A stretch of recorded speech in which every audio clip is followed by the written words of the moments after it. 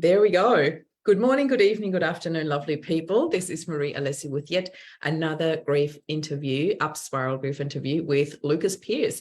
Lucas, thank you so much for being here. I'm just going to quickly share how the two of us connected because I thought it was quite beautiful. I believe it was something around the interview with Sarah when we talked about the experience camp, and I think you must have made some mention and we reached out to each other, and the rest is history. I am so blown away by who you are and what you do. So please do us the honor and introduce yourself quickly to our audience. Hi, I'm Lucas. Like Marie said, we got connected just through LinkedIn. I am an assistant director for a pediatric oncology sibling camp, and I've been a volunteer in various other camp settings and pediatric oncology settings just kind of throughout my time at college, and now into my adult life. It's become a big part of how I spend my time in my years. And yeah, I think that's good place to start. Incredible. There's a whole list of things where you volunteer and what you do, and we'll definitely want to hear a little bit more about that. But before we do, I'd really love it, Lucas, if you could share your personal story, what actually made you go that direction, because you've got quite a beautiful, heartfelt story, and most people will probably not call it beautiful, but from where I come from where I sit, I just see the beautiful outcome, and that's what we all focus on here. So would you like to share a little bit about what actually got you into that field of grief? Yeah, of course. So when I was in high school, my mom was diagnosed with cancer, and after several years, she died from cancer when I was 17.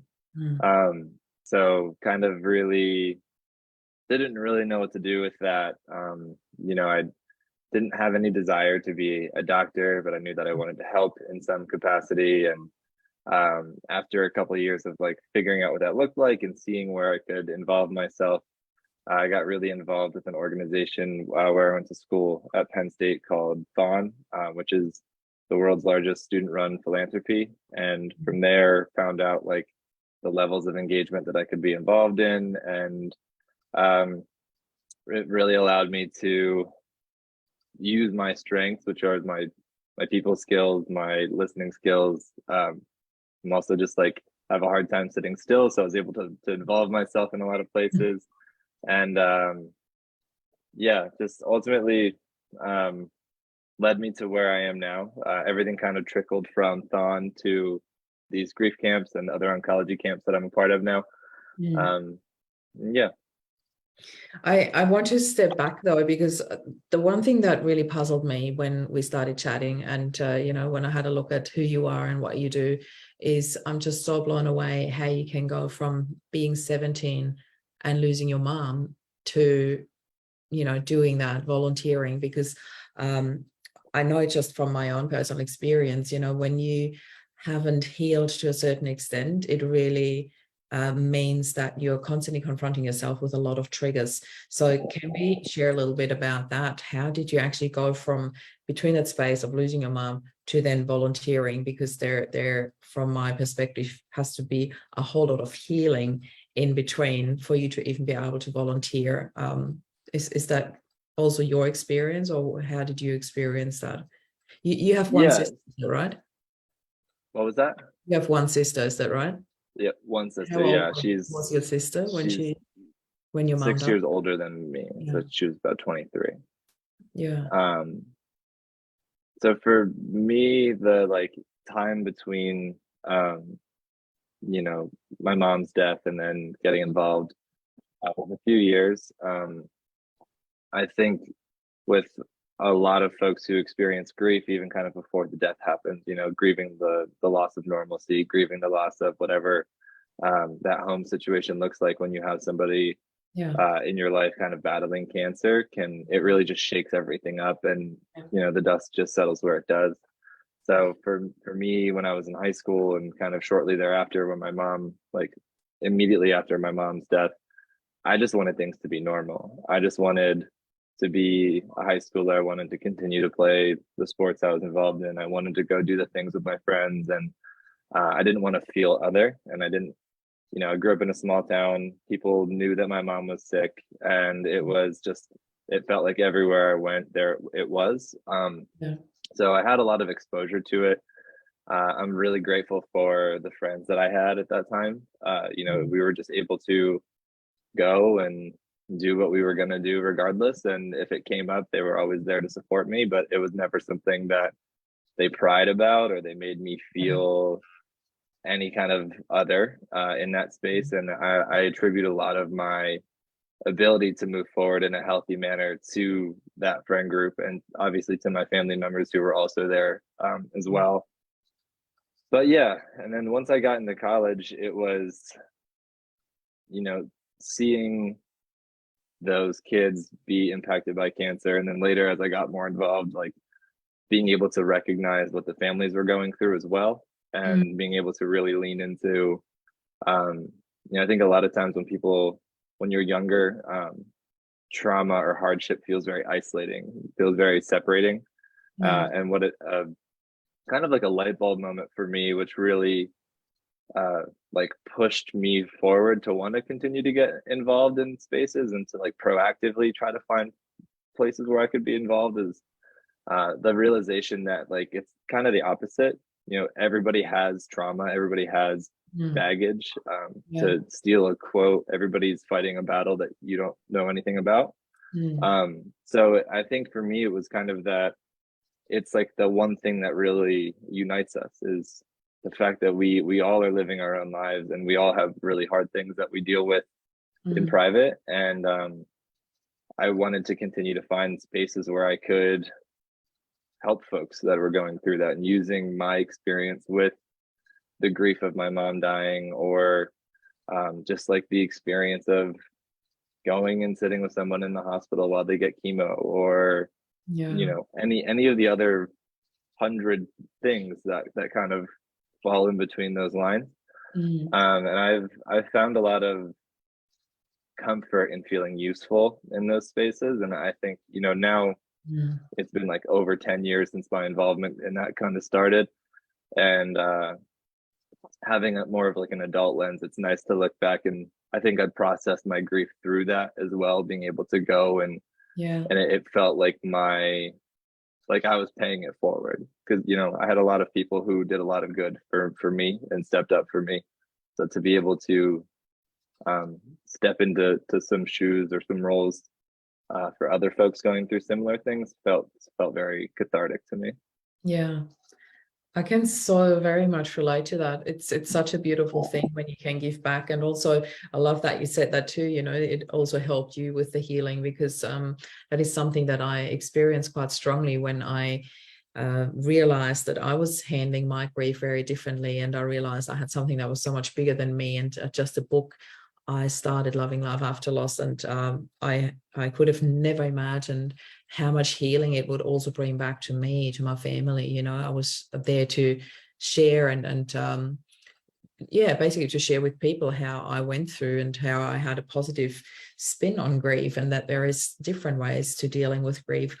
Never in 100 years would I have imagined the beautiful wave that came back. And I really love that you say that too, what we receive back from giving. And that's not really the initial intention, but it's such a beautiful bonus. It's such a beautiful gift. I always talk about the hidden gifts in adversity. That's certainly one of them. I'd love to know, I really need to ask you this, because last time when we chatted, your hair was really long, and in the photo that we used for the banner, your hair was really long too. And you gave me a bit of a heads up. You said, oh, it'll all be gone when we do the interview. So I said, okay, let's share that in the interview. Can you tell us a little bit about what happened there? Yeah, and I'm still getting used to it being not super long and weighted down. And right now, with my work day, I usually have a hat on. So forgive the constant touching and pushing back of the hair. Still getting used to it. I can when you're so used to it. But yeah, so I think for the picture, my hair is probably down to like here-ish. And I started like making the active decision to donate it kind of in the middle of COVID. My mom was a hairdresser. Also, I think kind of like an important piece of context there, like her for her hair she loved her hair. She spent so much time on her hair every morning, and so I think it's also kind of like an homage to her. In college, when I was involved with THON, we had an event called No Hair Don't Care, which was right before like the big culmination event in February. So I shaved my head bald every year for 4 years, and then it felt, I've always kind of wanted to go the opposite direction and grow it out and donate it. And I was like, yeah, maybe I'll do it like when I'm like in my 30s or something. And then COVID happened. There was no access to getting a haircut. My hair was already kind of long. So I said, I'm just gonna do it now. And 3 years later, here we are. Donated it about a month ago now. Yeah. And I donated close to 14 inches to Wigs for Kids, which is an organization that is does not charge the families for their wigs. They're all natural hair wigs. And myself and one of my coworkers, kind of like in a virtual meeting, found out that we were both gonna donate our hair in a similar time frame. So we teamed up and did a fundraiser for it and raised like $4,100, I think was what the total was. And it's 18. Thank you. Yeah, it's very exciting. And yeah, it's like about $1,800 per wig. So we were like to make per wig. So able to donate enough to make about 2.5. So it's pretty exciting. And honestly, it's very nice to have shorter hair, even though it's not cooperating at the moment, but it's nice there to have some hair that doesn't make showering take a it looks really nice. Thank you. Just a quick question about that. I was always wondering, is there any minimum length that your hair has to be, obviously, for wigs? So from my understanding at least for the Wigs for so Kids you can website, donate it. Sorry, that's what I meant. Yeah. Yeah, no, at least for Wigs for Kids, they would prefer a minimum of 12 inches, but they always kind of have an asterisk that's like, if you can get to 14, it's better. The more hair is always easier to kind of manage and turn into a wig from what I understand. So I think like 12 is like the bare minimum, but I was like, it's already there. Might as well just wait a little bit longer for those extra 2 inches and just get to 14. Incredible. Oh, that's awesome.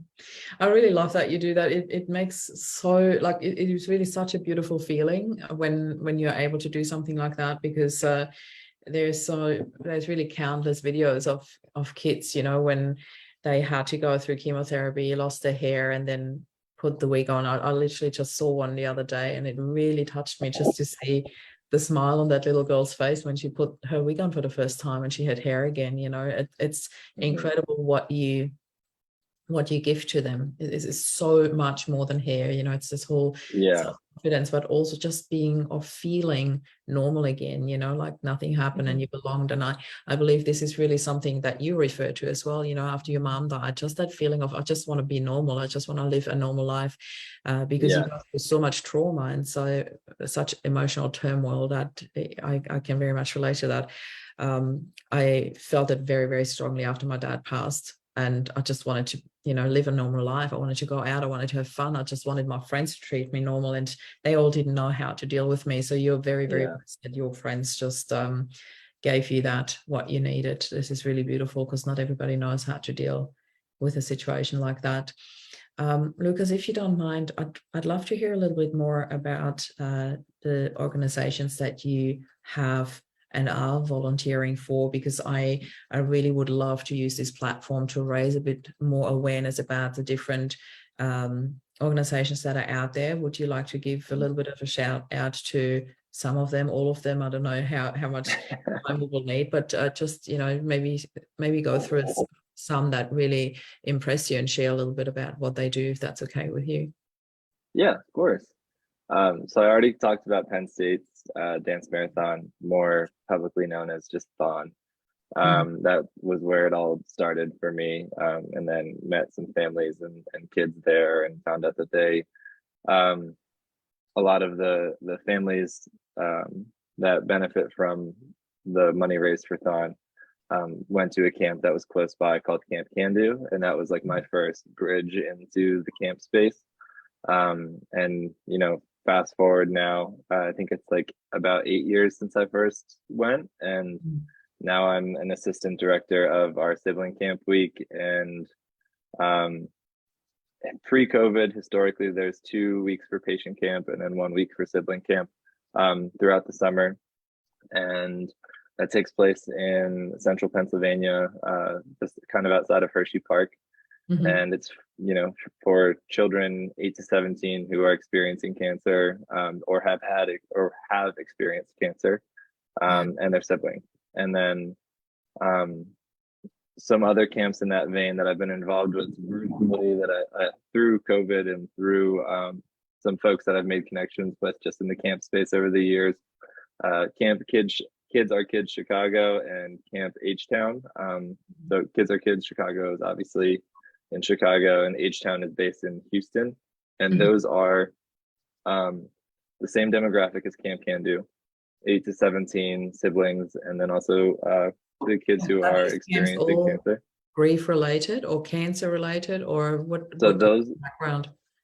Those ones are specifically cancer related, and then they are like a modern camp experience. So they take place in the city in a hotel room. They get like a couple floors of hotels in the city donated, and the kids get to go and kind of like have their bunks in the hotel rooms, and they do a bunch of like excursions within the city and get to go, you know, in Chicago, sometimes they go out on a ferry and have their dance kind of like outside of the city, go to see Cubs or White Sox games, things of that nature. And then another camp that I've been involved in for the past few years is Camp Erin Grief Camp, based out of New York City. And Camp Erin is specifically a grief camp for children who have lost or experienced the death of anybody close to them in their families. So it doesn't necessarily have to be like a mom, a dad, or a sibling. It could be anybody who kind of held an important space for them in their life. And that really, so that one's a weekend long, and it focuses on giving children tools, sending them home with tools for, you know, coping mechanisms, being able to share space with kids who have an understanding of what it's like to lose somebody that's important to them, and to, you know, ultimately, I think, give a set a positive example that it's okay to talk about these things. The age range there is also 8 to 17. So being able to experience those activities with each cabin group has at least 2 mental health professionals who kind of like lead what we call circle time. And they're able to, you know, just be a space where they can share feelings that are kind of led by prompts. And yeah, I think it's just a very healthy space where kids can go and like experience the fun of a camp setting, go do the activities, and then about 3-ish times per day over the course of Friday to Sunday, they'll sit down with their cabin mates for about an hour and have a circle time. And it always kind of varies about what it's centered around, but ultimately just gives them a space to process and to share however they feel comfortable about their person who died. Oh, that's incredible. It always gives me goosebumps when I hear about that. You know, we have one here in Australia, a camp for grieving kids, and I'm not really sure about the statistics in America, but we have, our statistics is 1 in 20 kids under the age of 18 will lose one or both parents. You know, it's just absolutely incredible when you think about that. It's a whole lot. And I can only imagine that the statistics would be very similar worldwide. I'm not sure. I don't think that is really just Australia-wide, but that's our statistics here. And it's just incredibly touching when you look around what happens at those camps. You know, I've seen so many videos and interviewed quite a few leaders of those camps, and it's just really beautiful. It's such important work that we do by giving our kids not just tools, but also words, how to actually talk about that. There's such a lack of language when it comes to grief. I'm a very big advocate on giving people the right words to actually express their emotions, to actually look at grief from a more nurturing and healing perspective rather than this debilitating, this will always stay with me. I don't believe in that. I really do believe that we can make a change and that we can heal and that we can create something like that. And it's important that we start with kids already, you know, like there's such a lack of language when it comes to our society. So I just absolutely love that. Whatever is out there that can support that is absolutely huge. So Lucas, you are giving so much, you're doing so much for the world around you, for the kids around you. Where, I know this sounds like a job interview, but where do you see your future as in going forward? You know, do you have your own family? I didn't even ask you that. No, I have a girlfriend and we have 2 dogs. So You yeah, I guess we have a have our own little family. But yeah. Future state, I think I can't really see a version of myself where I'm not involved in any of the like varieties of camps that I just described, whether it's the ones that I'm currently involved in, or you never really know. As we both know, we can't really predict the future. All we have is today. So Yeah. but I think wherever I am, I'll try to find involvement in spaces like that.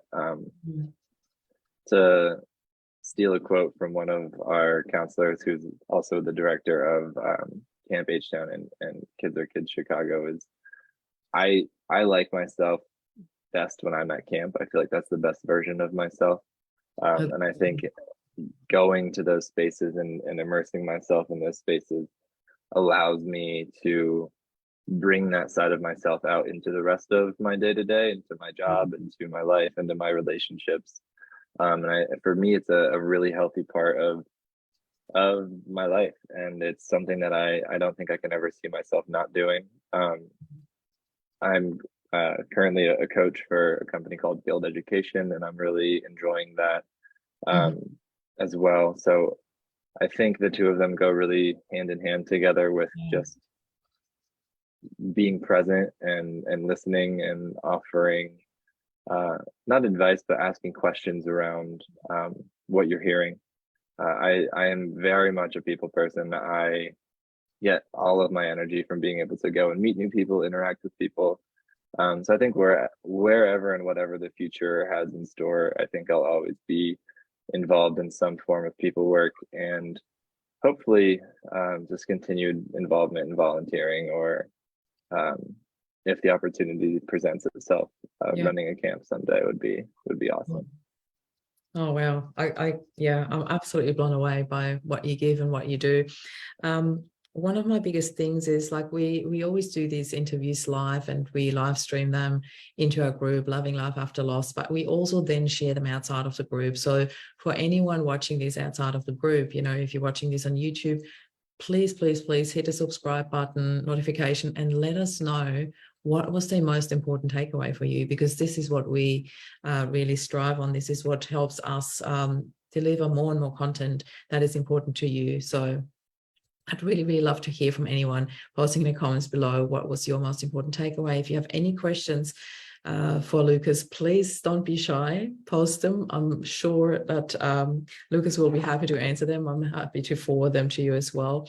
And Lucas, before we conclude the interview today, is there any final message that you would like to share to the world, something that you bring from your volunteering space, from your own personal experience, whatever that might be, where you say, you know what, if only this is the one takeaway for you from this interview, I'd like you to know this.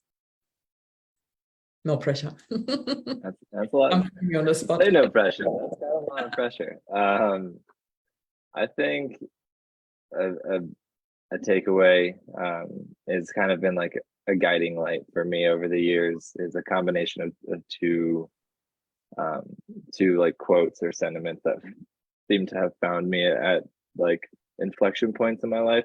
So the first one is positive is powerful, and I think that is something that carried me through a lot of really hard and at times dark periods of my life. I think there really is something to say about how much we can control like our own emotions just by looking at the good and not the bad, focusing on the good, even if you might be surrounded by a world of bad at times. I think holding on to the light and letting it pull you forward has helped me tremendously. And then another one is be where your feet are. So just kind of, again, about presence. So if your feet are here, my feet right now are in front of my my computer, and so my brain should also be here. My feelings, my heart, my emotions should also be where my feet are here, not thinking about what I have to do for work tomorrow or thinking about a trip I have coming up in a few months, you know. As we all know, in spaces, as folks who are impacted by loss, all we have is the present moment and today. And I think it's incredibly valuable to sit with that and to see that positivity in each and every day, and be able to, even if it's a terrible day, being able to find one thing that made you smile, one thing that you're grateful for, and then build off of that, you know, the next day and each day after that. So I absolutely love that. It almost sounds like something from a shaman elder, you know, be where your feet are. I absolutely love it. This is going to be one of my new favorite quotes. Thank you so much for sharing that. And thank you for sharing you, not just here in particular, but very much so everywhere you are, everywhere your feet are. It really feels like that you are one of those people that is super present and that has got so much to give and a really huge heart. And I feel so honored that you were here with us today. So thank you so much for sharing your time with us here. And yeah, maybe we reconnect. If there is any news that you want to share, please do reach out to me, because I just love staying in touch with people that are so incredibly inspiring like you. So thank you for being here, Lucas. Thank you for your kind words. Thank you, Lucas and Marie signing off. Bye for now. Thanks for watching, everyone.